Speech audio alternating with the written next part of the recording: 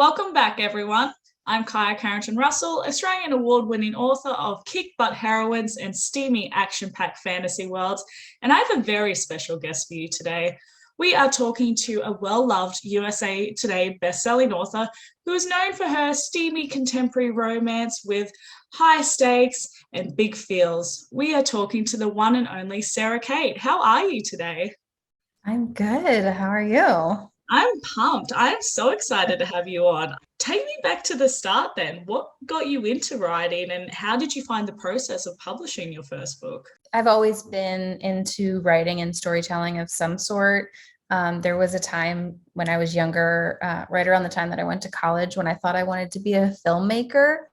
Um, I almost went to film school. I thought I wanted to write screenplays. And so there's just always been a storytelling like gene in my body.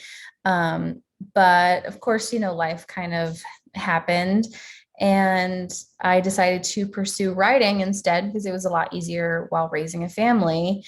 But I stumbled a lot as far as what like trope and genre that I wanted to write. And so I tried some other genres that didn't fit quite right.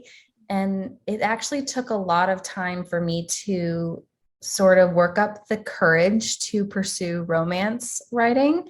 And so it wasn't until late 2019 that I finally wrote my first romance novel. And even that, it was kind of not the right trope for me. I didn't know what kind of romance writer I wanted to be. I wrote a little motorcycle club. That wasn't right. And so finally played around with tropes a lot until I sort of discovered the ones that were right for me. Yeah. So then what was that first book that you published and what genre was it? So the first romance novel that I published was Delicate, was kind of like a light MC. It had some forbiddenness to it. It had almost a seedy small town feel to it. Um, I was a little bit of a mess. I didn't really know what I wanted to do. I just wanted to write, romance. And so it's not as steamy as some of my newer stuff. It's definitely angsty. I think I've always had the angst down, but yeah, it took me a while. It wasn't until I wrote Beautiful Monster in June of 2020 that I finally discovered, I'm like, this is it. This is what I was meant to write. This is where I'm meant to be. And I haven't really gone back since. What year was the first book that you ever published and how did you find the publishing process? Because I'm sure that first book was very different and there was probably a lot of hurdles and stumbles compared to the process that you have now. So what year was that and how did that go? So I have been writing slash trying to publish since about 2016. And I thought at first that I wanted to be traditionally published, so I would query. And I struggled a lot with learning how to write to market, and sort of just feeling like this random story ideas that I had were like good enough to be published. And so I struggled a lot with that.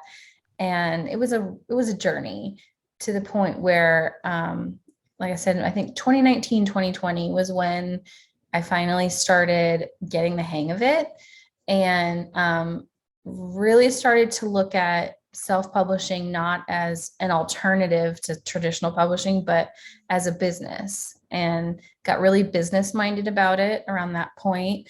And realized that, being able to self-publish meant that I could work for myself, that I could support my family without, restraints of other things. And so, yeah, I love being self-published and being able to basically run my own business. And I think too, when you were getting into 2016, there was still very much a stigma around self-publishing and indie Absolutely. because it was the comparison to traditional publishing, whereas where it is now, this is Yeah. very much a profitable avenue for authors, which is fantastic.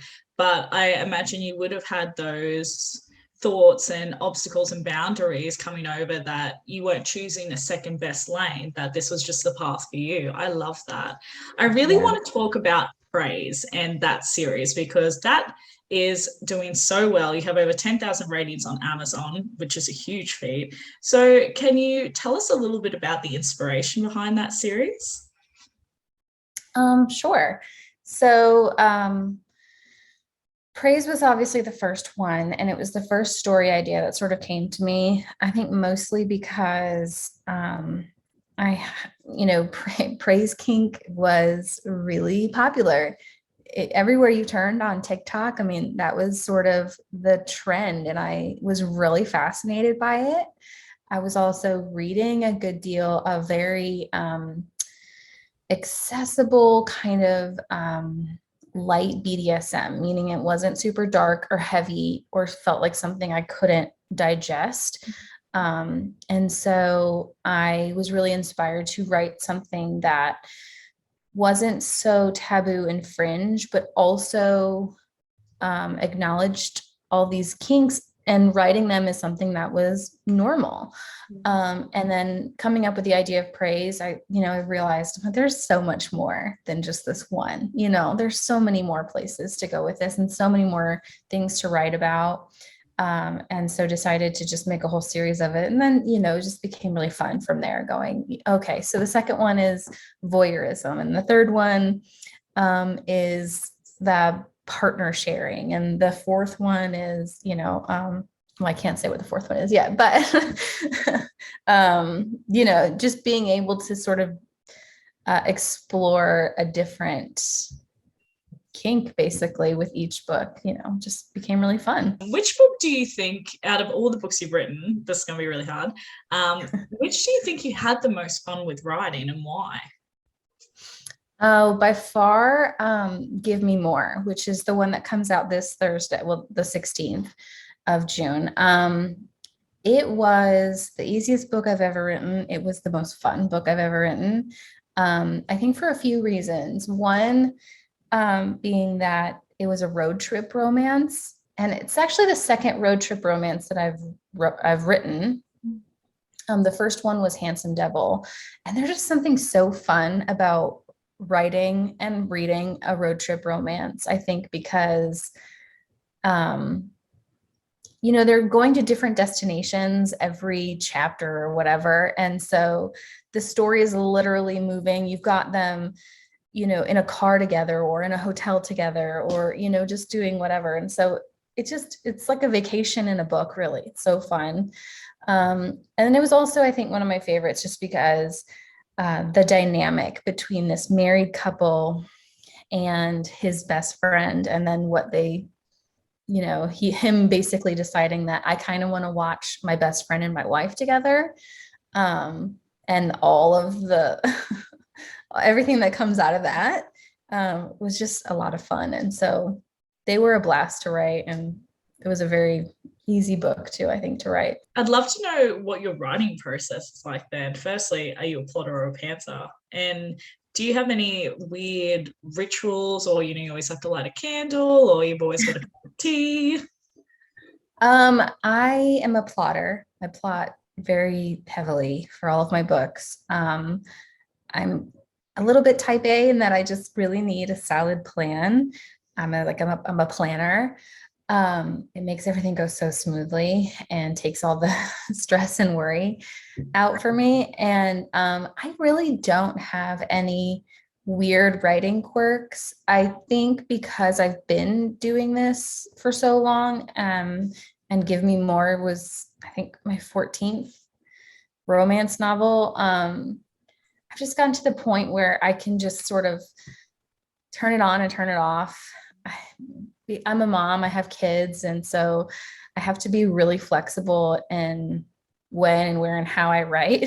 So I don't always have the luxury of I have to get in the zone and turn, sometimes it's just literally writing a few sentences while I'm cooking dinner or at soccer practice or whatever. You have to be ready to just at any moment.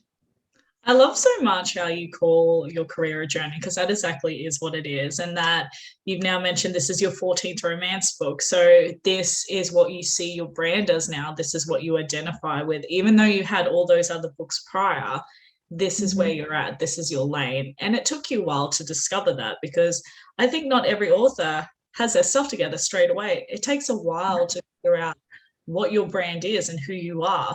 And it brings me to the discussion of branding, because it is a very difficult beast for some people to tackle because there's so much involved. And when I look at your books without even seeing your name, I know that's a Sara Cate book. When I see your website's beautiful, by the way. When I see your website, when I see your social medias, I know that's Sara Cate. So was that something that you always had? Or were there things that you learned along the way that helped you sort of home in on that? Yeah, no, it took me a while.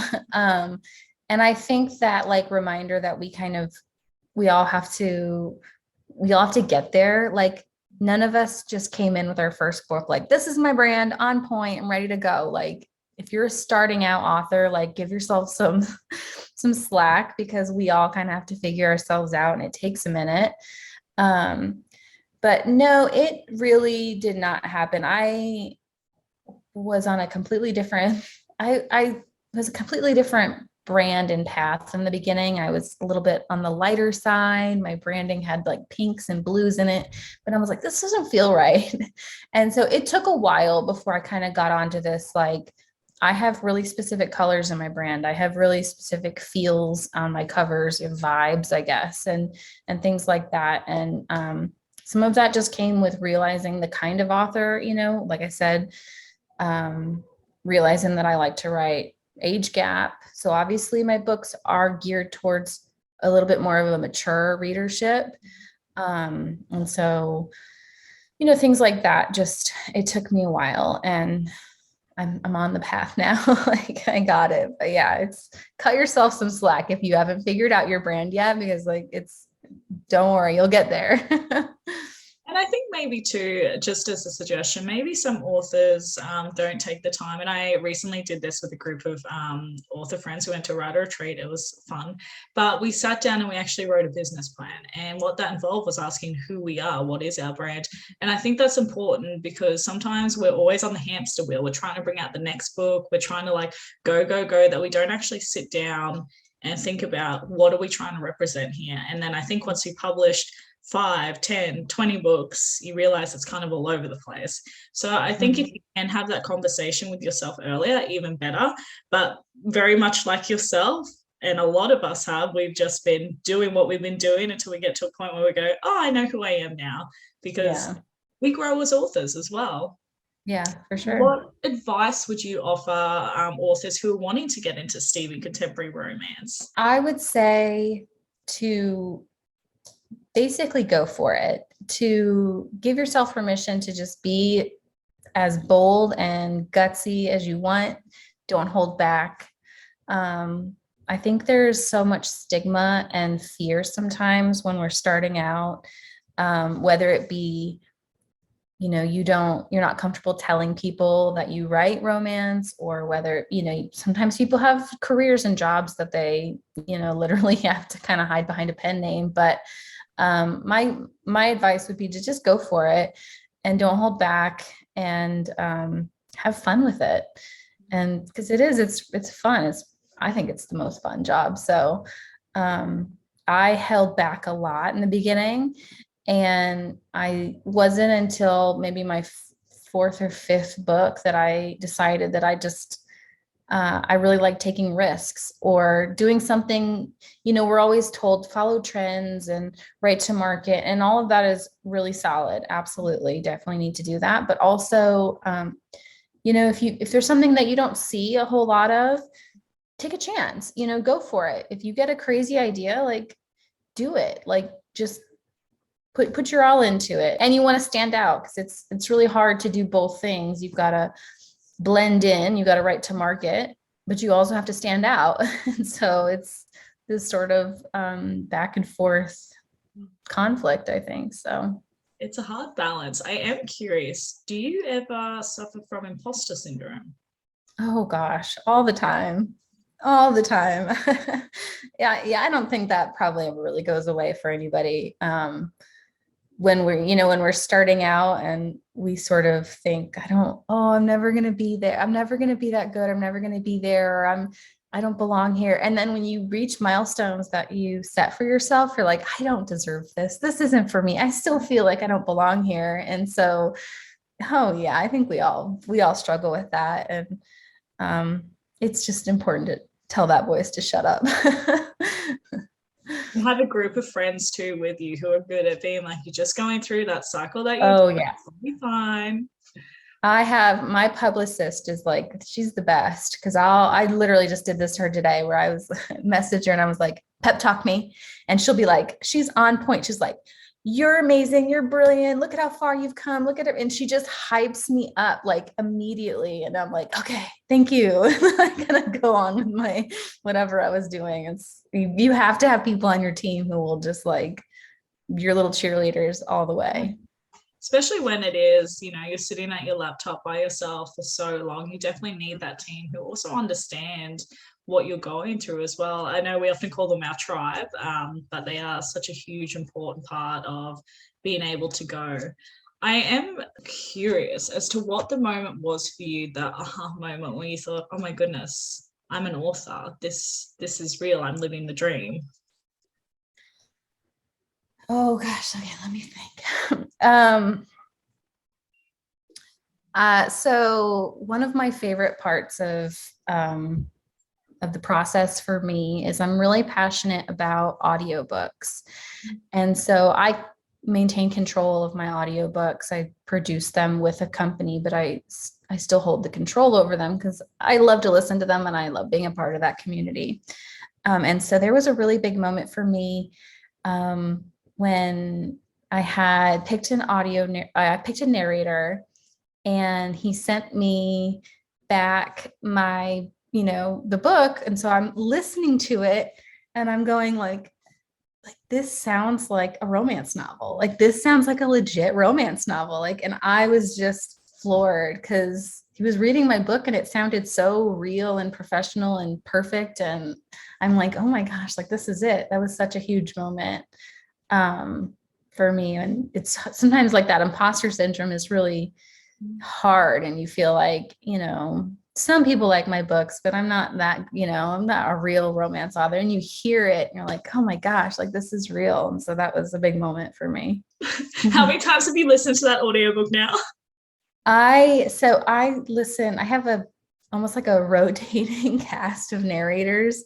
And I just, nothing brings me more joy than like when they send me the final and I get to listen to them, and it's just hearing my characters come to life and the passion that they put into their work it's the best. It's the best. So I listen to my audiobooks, not all the time because it is still sometimes a little like a little weird, but I do love to listen to them. Well, then speaking of bringing the characters to life, you originally went on a path where you thought you would be screenwriting. And so I wonder if that's an avenue you would still like to pursue in the future, but also is that a goal that we're chasing to get a TV series or a movie for our books maybe? That would be amazing. I would love that experience. As far as I haven't really given a lot of thought to going back down that road, but it would be a dream for sure. I have no like skills in writing a screenplay. I wouldn't even know the first thing. But I mean, yeah, I probably wouldn't turn it down if it was offered to me, but I'm pretty happy where I am. So. And I think that shows why you're at your level of success currently too, is that you're willing to take opportunities, you're willing to take risk. And I think often, it's my belief that they pay off, and you're a fantastic example of that as well. One thing that I'd love to discuss is you are a USA Today bestselling author, which is amazing. I would love to know about when you found out you were on the list, and most importantly, how you celebrated. So we made it twice, both with anthologies. and both had my best friend in them. So, which is Rachel Lee, who I co-wrote 4 and 5 with. It was usually us FaceTime each other, screaming and, celebrating and that sort of thing. My husband probably took me out for dinner. I don't even remember. Yeah, that was two great experiences as far as just being part of the community and seeing what we can accomplish, when we work together. So it was a great experience. But yeah, I do distinctly remember we was in July, we were on vacation, and her and I basically FaceTime each other, like very shaky camera, like, screaming, and it's pretty funny.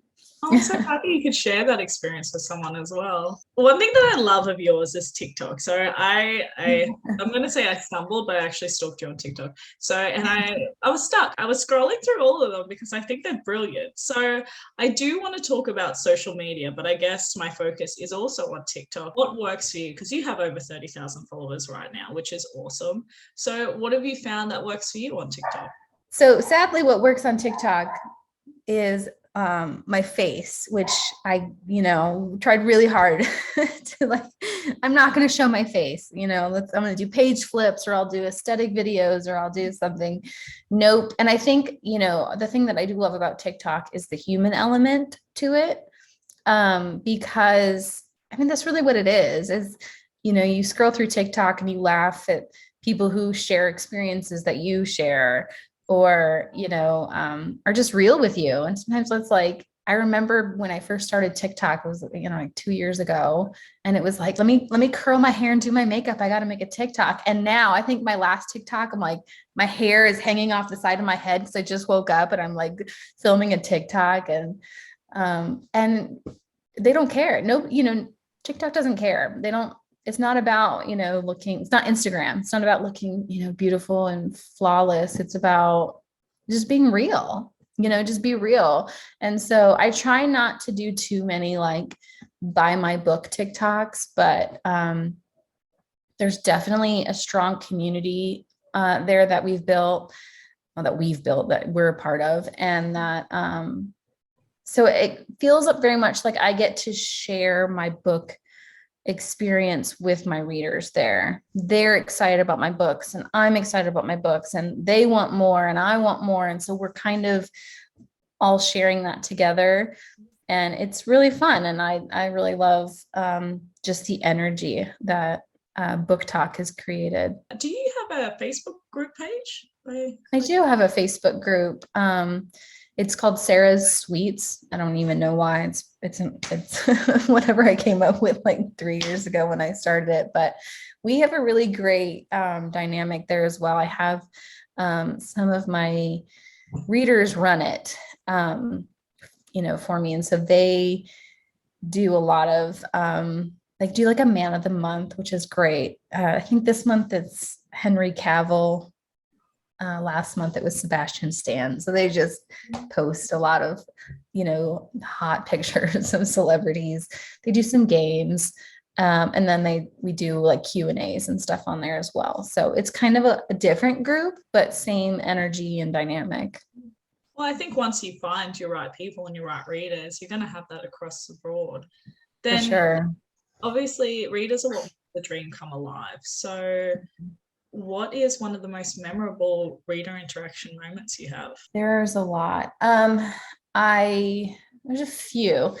Starting this year, when we finally got to do book conventions again, or book signings, which is so wonderful. Getting to meet readers that I've known for years, who found me back, Beautiful Monster, Beautiful Sinner. We're talking, 2020, which feels like so long ago, but I realize it's only like 2.5 years ago. But getting to finally meet them, and feeling like these are the people who've helped me in my career, who've given me the boost and the confidence, and have been cheering me on and just been there the whole time. And so they don't feel like readers anymore. They just feel like friends. And then on top of that, recently with the release of Eyes on Me, which dealt with a character with depression and was a little bit heavier than I intended and took me by surprise. And not entirely sure when I released that book how it was going to be received, because it was about a character that, you know, everybody assumed was going to be funny and lighthearted and sexy. And he was all of those things, but he was also depressed and struggling and, you know, had moments of, you know, suicidal thoughts and things like that, really heavy. And I was afraid of how that was going to be received, but ended up getting just flooded with messages from my readers that they appreciated that story, that they connected with him, that, you know, they were really grateful for that. And so that was huge. That was a big, you know, big moment for me to connect with my readers in that way. I love that you experienced that too, especially when you were so nervous about taking that risk. Yeah, it was very rewarding. You connected on a different level with your readers, which is amazing. What would you say for you in your career so far has been the most surprising thing you found in the industry, in the publishing industry? I would say the most surprising, I think, is just the overall support of this community, whether it be authors, readers.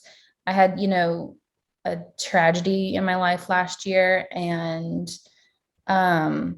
was really nervous to share that experience. And the community completely just stepped up and was just like wrapped me up in a big, warm, comforting hug. So, you know, it's an industry, obviously, you know, it's of businesses, but it's also a community of just people that, you know, we all have our own struggles and we're all trying to make it and we're all working, and you can really feel that sometimes, and it's wonderful. It's a great place to work and you know, spend my time. So I love that. I didn't expect that, because like you said, you're in front of a computer all day at home alone. It can be very isolating and very lonely, but this community doesn't make you feel that way. So I do love that. On every release, what are your 3 top must-dos?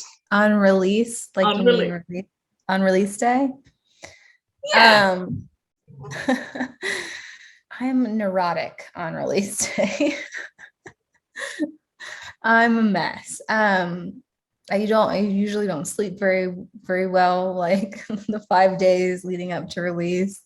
I was just telling somebody this. I'm like, I know readers are always like, I wish you could just release it right now. And I'm like, so do I. Trust me. If I could just hit publish right now and be done with it, I would, because like the 5 days leading up to it are torture. First, I mean, I try really hard to just relax. All the work's been done. Everything's done. You can kind of just chill out and enjoy it. But I don't really have any like release day traditions, other than like I tell my husband, like, I'm not cooking dinner.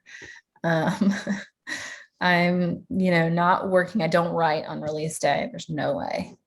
But yeah, that's about it. As I usually am just kind of celebrating with my friends and my family, and trying not to check the ranks too much, but it's hard.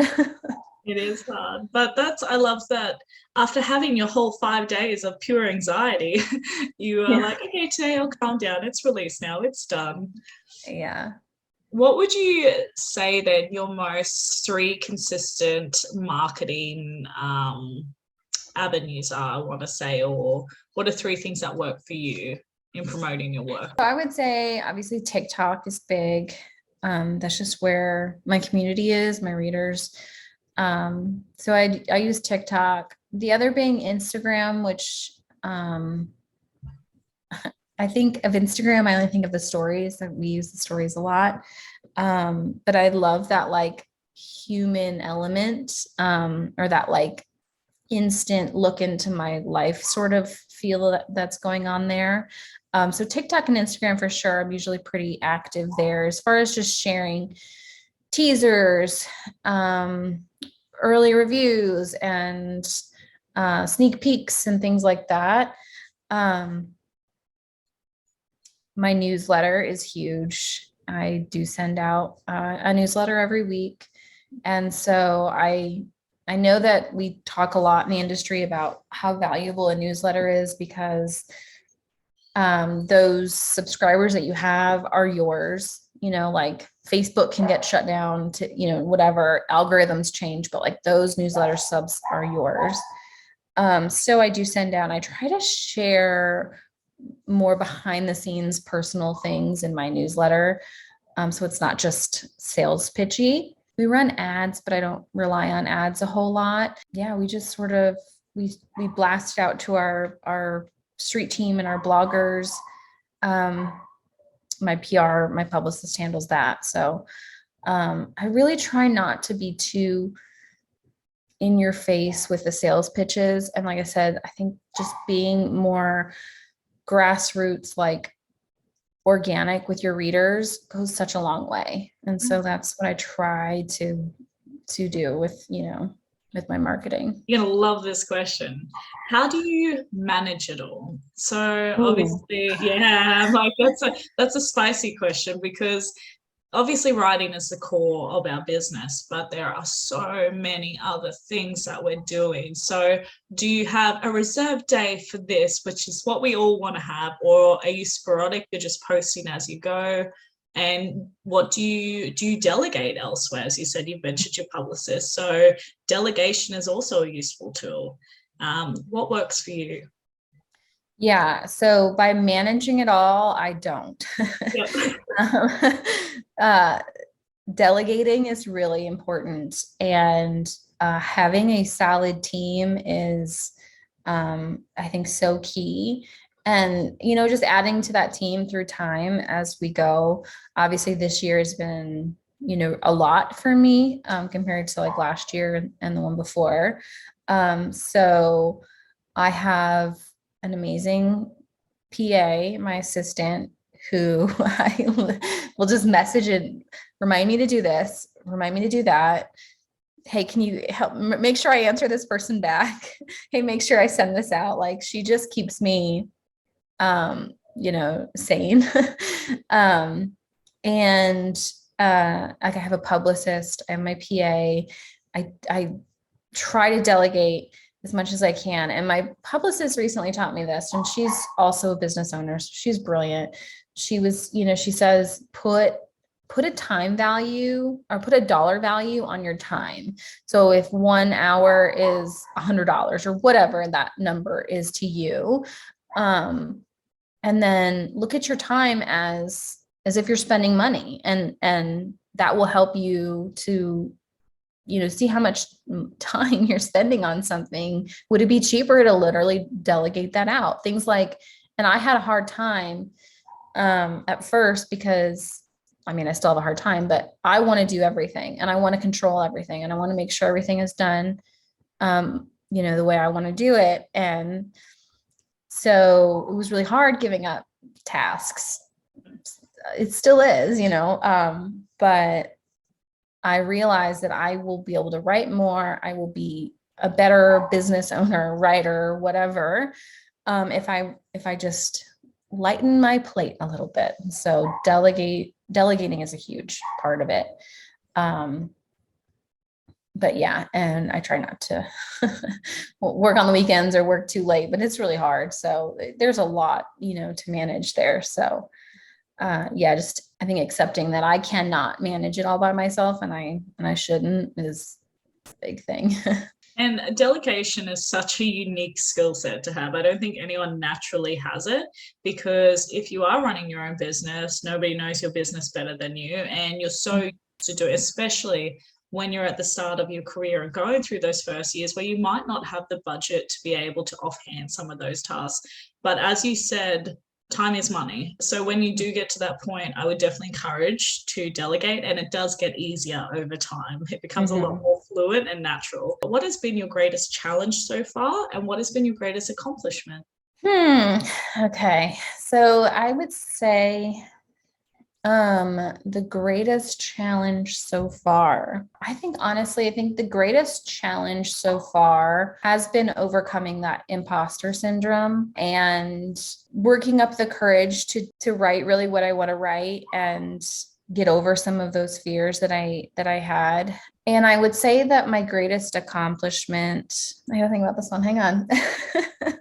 I would say that my greatest accomplishment really is just the success of this series and the success of Praise and feeling a little validated and not such a validated, but feeling as if my hard work has paid off and that I've accomplished something that I set out to do. And I think that really varies for everybody depending on what you would define as successful. But to feel like I did everything for that book and that series with intention.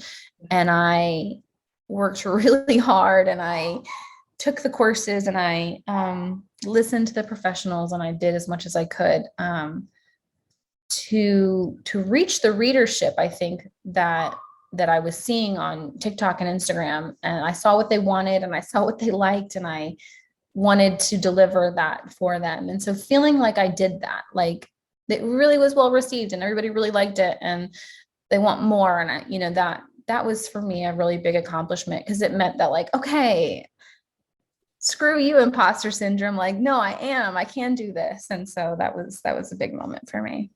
Isn't it funny that your greatest challenge turned out to be also your greatest? Right. We've mentioned imposter syndrome quite a few times. And so I just want to ask, was there a moment where you broke your glass ceiling before you were ready for it? And so you notice a big snowball effect, whether it be of sales or new readership or whatever it may be, and you perhaps froze because you weren't expecting that level of success at that point in time, and you had to navigate mentally around accepting that for what it is and then taking it on. Yeah, for sure. was Praise's release. Up until Praise released, I had not broken, I don't remember the highest that I'd gotten in rank. And I tried really hard before that to not really care about rank. We always say in the business, bank before rank, meaning rank is something we have no control over. It depends on a lot of things. So if you're business minded, you want to, think more about the money and the profit that you're making. So I tried really hard not to think about rank, but up until that point, I mean, I hadn't broken 1,000 in the store. I was doing great. I was still very, feeling very successful. I'm like, this was my job and my career and I could support my family. But Praise's release blew me away. Like I did not see that coming. And, I think I was at like a baseball game or something and I was hanging out with my family and Rachel, who checks my rank more obsessively than I do, messaged me like, Sarah, oh my God, and it was climbing up. And I think it ended that day somewhere around number 13. And by the end of that weekend, it was at number 3 in the store, which just, and everybody's like, how do you feel? Isn't this amazing? And I was like, it doesn't feel real. I cannot wrap my human brain around this because it was so foreign to me. I was like, I have no idea how this, how to act or what to do about this. So yeah, again, that stupid imposter syndrome going like, this is just a fluke. It's a one-time thing. It was just, but then Eyes on Me came out and it hit number 3. Like my friend, my publicist and friend, she hypes me up all the time. She's like, no, you worked really hard for this. You deserve this. And so you have to stop telling yourself that it's a fluke or it's a one-hit wonder or you just got lucky or whatever it is. Like, no, you worked really hard for that. And so you deserve that. That was a big deal for me. What are some of the resources or like groups or podcasts that you listen to that have really helped you along the way? You mentioned before that you took courses and you were doing all the groups and that. What were some of the ones that really helped you? So I did the Romance Author Mastermind course last year, which is, as RAM. And it's like the biggest romance conference, and that was so almost like life-changing, because that's just one of those like courses that you do that makes you sort of like reassess everything that you're doing. And so that came at a perfect time, because I was able to implement a lot of what I learned there for this series. I'm in a few Facebook groups that with other like talented authors that are so great for help when you need it, and learning new things, and people who are so generous to share their experience and what worked for them and what didn't work for them, and things like that. So yeah, those are my two big ones. You mentioned before bank before rank, so I'm assuming one of those groups is 20K to 50K. I'm assuming. Yes. Yeah. Okay, cool. Yes. Because I was like, I know that saying. Yes. And that was, somebody taught a class, I think that or a course at RAM with that exact name. And so I really loved that motto. I think just because rank is so cruel. I think, it's such a cruel mindset when we're already struggling with imposter syndrome, to be like, you're literally a number on a rank. It's so hard to accept that. So I was like, yeah, let's do that. So this is my favorite question to ask. What is the goal? What is the dream that you were chasing for your career? The bigger, the more elaborate, the better. Oh my goodness. I would love to see one of my books made into a movie or a TV series, and not just for myself, but I think that that would be a really like full circle moment for me, kind of like we were saying earlier. I don't know if I need to write the screenplay for it, but I think that would be really amazing. I think my readers would love that. And I think about some of when we are in my little Facebook group, they love to do the cast, like their dream cast. And so I think they would really get a kick out of that. And one of my like goals or, author milestones has been to walk into like a Barnes and Noble and see one of my books there. And I haven't experienced that yet, but I'm like, that's okay. I'll get there. I like having set goals for myself. And so that would be a really cool, I think, milestone moment for me. So I just keep setting these like little, one goals, and I hit them like, okay, what's the next goal? Like, okay, what's the next goal? So you just kind of keep moving up, because you don't want to peak, right? Like you don't want to, I haven't hit number one in the story yet. That's a goal, and that's okay, because it'll come, it'll happen, someday. So. And I don't think it'll be long until you find your book in Barnes and Noble. So you'll be TikTok made me buy this. Yeah. They've got those tables there, like, yeah. So I do have a segment called Speed Dating with an Author. So you and I are going to go on a very romantic date. I lit a candle, I created ambience, but basically what it is 5 rapid questions. Are you ready? I'm ready. Okay. What is the clumsiest moment you've ever had? Oh, I know this one. My husband took me skiing, and I was like, had never skied before. And I was like, I don't know, 33, 34, and put on my skis. We lived in Europe at the time. So we were like literally in the Alps, not where you want to go skiing for the first time. And I literally put the skis on and just started coasting and ran into a fence, and then took my skis off for the rest of the day and sat in the little chalet and just drank beer the whole day, because I was like, this is not for me. This was a bad idea. So it was, yeah, for sure, that one. What are 3 words that best describe you? I am trying to think of nice words about yourself. Oh, that's so funny. I'm a workaholic. Sorry. I'm creative. I would say I'm creative. And I'm kind. And I'm a homebody. I like to be at home. What is your life motto? Let's see. My life motto is just keep moving forward. You just got to keep going, and you don't have any choice. And even if you think you have a choice, you just don't. You just got to keep going. And things will get hard, and bad things happen and it won't always be bad. You just got to keep going and it'll get better. I feel like you should remind yourself that next time you go skiing. Yeah, no, you're gonna keep going to the bar. To the bar. Yeah, keep going there.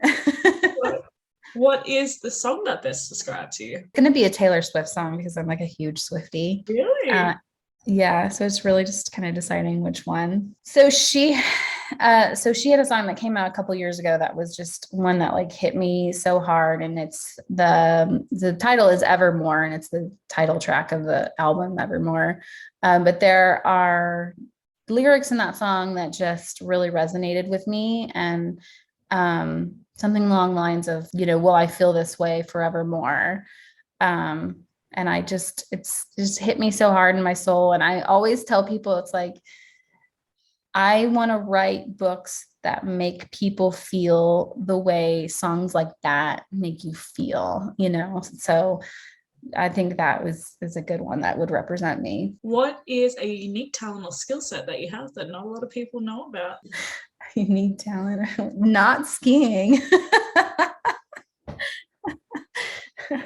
It could be one day.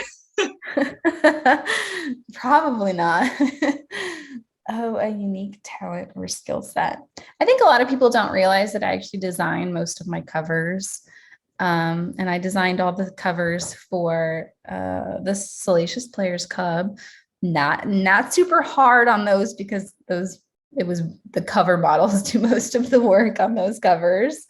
But I love designing. And it's been something that I've always wanted to learn how to do more of, because it's something that I enjoy. You can do my covers. I don't mind. That's fine. My voice just raised. Do you do your own teasers and graphics? No.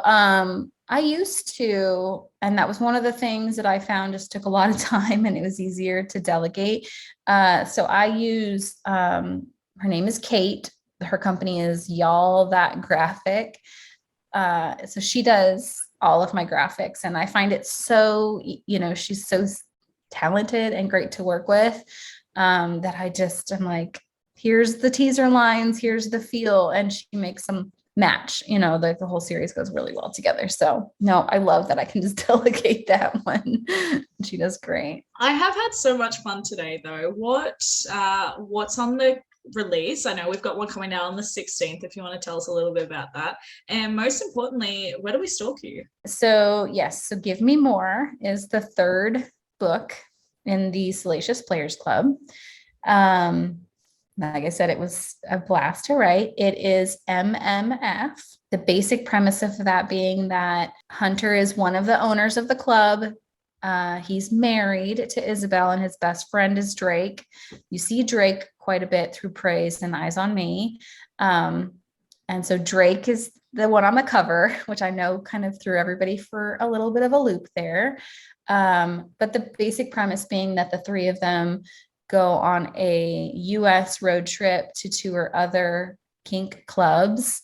And along the way, Hunter discovers that he has a kink of his own and wants to watch his best friend and his wife together. And things kind of go from there. So that comes out on the 16th. And as far as where you can find me, like TikTok is a big one. And Instagram, both the tag at Sara Cate Books, and my website has all the links and everywhere that you can find me. I do have a merch store on my website and a signed paperback store. So if you want swag and books, they're all there. Yeah, and that is also saracatebooks.com. Yeah. I honestly, just side note, I love your website, and your merchandise store is so on point as well. So definitely check it out, everyone, because it is a beautiful site and obviously beautiful product. So yeah, thank you so much for coming on today. I have had an absolute blast, and who knows, maybe next year we'll get you back and see where you're at. Awesome. I love it. Thank you so much for having me. This was fun. Absolutely. Well, I hope you have a wonderful day and talk soon. Thank you. Bye, guys. you.